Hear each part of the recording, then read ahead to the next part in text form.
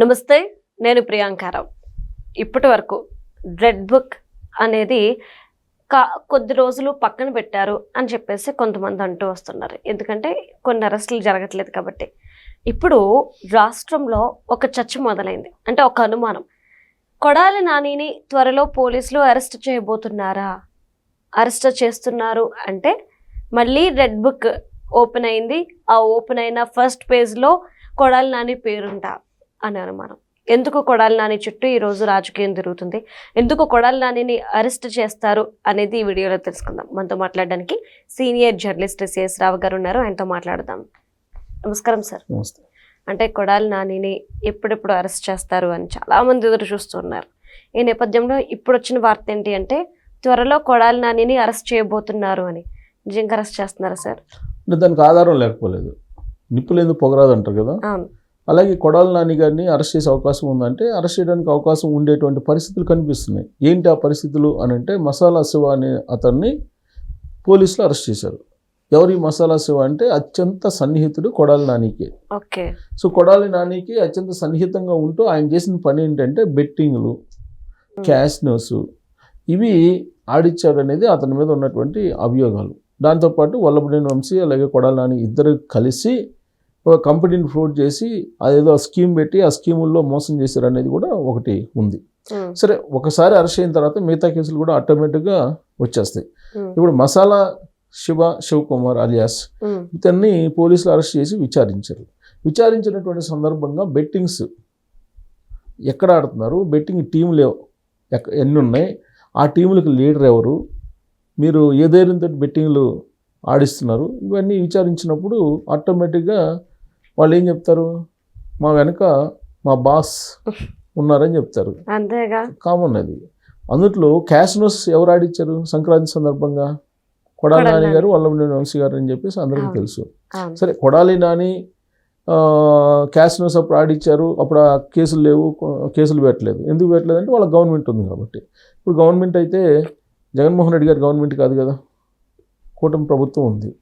So కూటమి ప్రభుత్వం ఉంది కాబట్టి ఆటోమేటిక్గా ఈ బెట్టింగ్ కేసులు వచ్చినప్పుడు నిన్న కాక మొన్న ఒక 4 అరెస్ట్ చేశారు.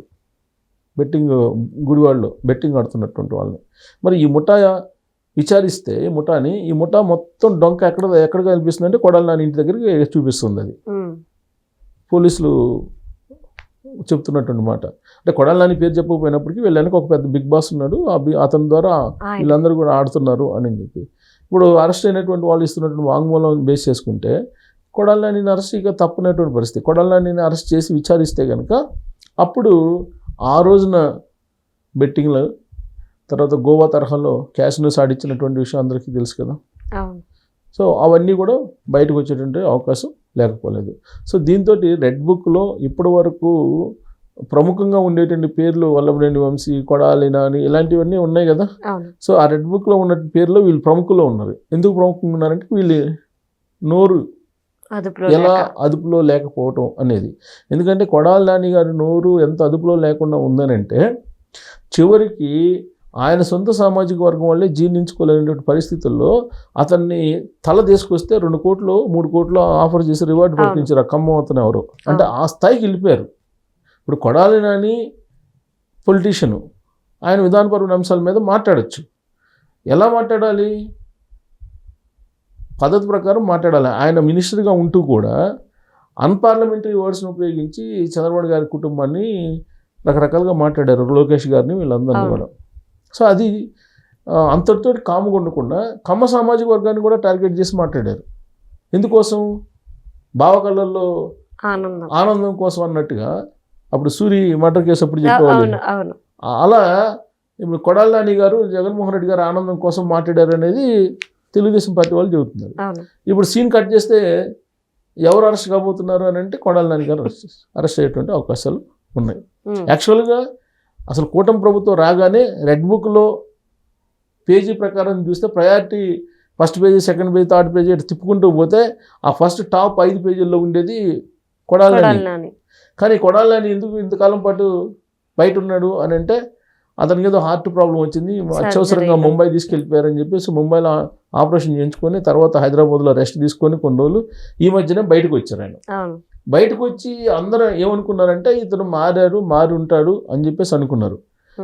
ఈ అన్పార్లమెంటరీ వర్డ్స్ ఏవైతే ఉన్నాయో అవి తప్ప మిగతా ఫోర్స్ అంతా అలానే కనిపించింది. ఈ మధ్యకాలంలో ఆయన మీడియాతో మాట్లాడితే ఏం చేస్తారు, మహా అయితే జైల్లో పెడతారు, ఒక 100 రోజులు ఉండొస్తాం జైల్లో, ఏమైద్ది, జగన్మోహన్ రెడ్డి గారు ముఖ్యమంత్రి అయ్యేంత వరకు మేము త్యాగాలు చేస్తూనే ఉంటాం అని చెప్పేసి మాట్లాడారు. సో అంతవరకు ఓకే, వాళ్ళ ధైర్యం ఉంటుంది, మాట్లాడుకోవచ్చు, నో ఇష్యూ. కానీ కొంచెం అదుపులో మాట్లాడినట్టుగా అనిపిస్తుంది. మొన్న అంతకుముందు వైఎస్ఆర్ కాంగ్రెస్ పార్టీ అధికారంలో ఉన్నప్పుడు వాడినటువంటి పదజాలం ఏదైతే ఉందో ఆ పదజాలం ఇప్పటికీ కూడా ఆంధ్రప్రదేశ్ ప్రజలు, తెలుగు సమాజం మర్చిపోలేనటువంటిది. ఎక్కడున్నా కానీ ప్రపంచంలో తెలుగు సమాజం మర్చిపోలేని పదజాలాన్ని ఉపయోగించారు. రాజకీయాలంటే ఇలానే ఉంటాయి, రాజకీయాల నాయకులు అంటే ఇలానే మాట్లాడతారు, తెలుగు ప్రజలు తెలుగుదనం అనేది ఇట్నే ఉంటుంది అన్నట్టుగా మాట్లాడాడు ఆయన. దారుణంగా మాట్లాడారు, వ్యక్తిత్వ హననం చేశారు, శారీరక నిర్మాణం గురించి మాట్లాడారు, శారీరక రుగ్మతల గురించి మాట్లాడారు, రకరకాలుగా మాట్లాడారు. తర్వాత అసలు లోకేష్ గారి బాడీ గురించి ఎంత ఘోరంగా మాట్లాడారో అంత ఘోరంగా మాట్లాడారు.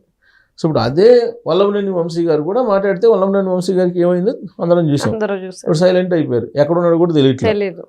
ఇప్పుడు మళ్ళీ కొడాలి నాని గారు నోరు కొంచెం మళ్ళీ మోగుతుంది, ఈ మధ్య తగ్గింది, మళ్ళీ ఈ మధ్య కొంచెం మళ్ళీ వినిపిస్తుంది. సో దీంతో మసాలా శివకుమార్ని తీసుకొచ్చారు. ఇప్పుడు మసాలా మసాలా ఘాటు ఇప్పుడు మళ్ళీ ఉంటుంది. సో అరెస్ట్ చేస్తారనేది ఆయనకి తెలుసు, కొడాలికి తెలుసు.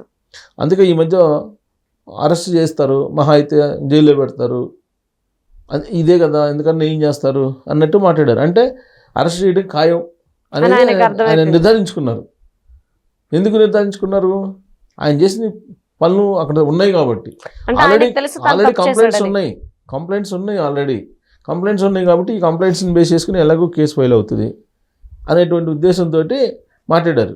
ఇప్పుడు ఆల్రెడీ చూస్తున్నారు కదా అరెస్టులు, అక్కడ ఆల్రెడీ అంబటి రాంబాబు గారిని అరెస్ట్ చేశారు, నూరు జారీ కాబట్టి, లేకపోతే అరెస్ట్ చేయరు కదా. తర్వాత అతను అరెస్ట్ చేశారు జోగి రమేష్. సరే, ఆయన అంటే నకిలీ మధ్యలో ఉన్నాడు, నకిలీ మధ్యలో ఉండి ఆయన అంతకుముందు అధికారంలో కూటమి లేనప్పుడు డైరెక్ట్గా చంద్రబాబు నాయుడు గారి ఇంటికే వెళ్ళారు, పార్టీ ఆఫీసు మీద జనాలను తీసుకెళ్ళి పార్టీ ఆఫీస్ని పాల్గొట్టారు, ఇవన్నీ ఉన్నాయి. సో అందుకే ఆయన కూడా జైలుకి వెళ్ళారు నకిలీ మద్యం కేసులో. అలాగే ఈ కేసులు నడుస్తున్నాయి. ఇప్పుడు కొడాలి నాని వంతు వచ్చిందని చెప్పి మనం భావించాలి. ఏ క్షణమైనా అరెస్ట్ అవ్వచ్చు. కొడాలి నానిని తీసుకెళ్ళి కటకటాల్లో వేసేటువంటి అవకాశాలు ఎక్కువగా కనిపిస్తున్నాయి. Right, thank you so much sir.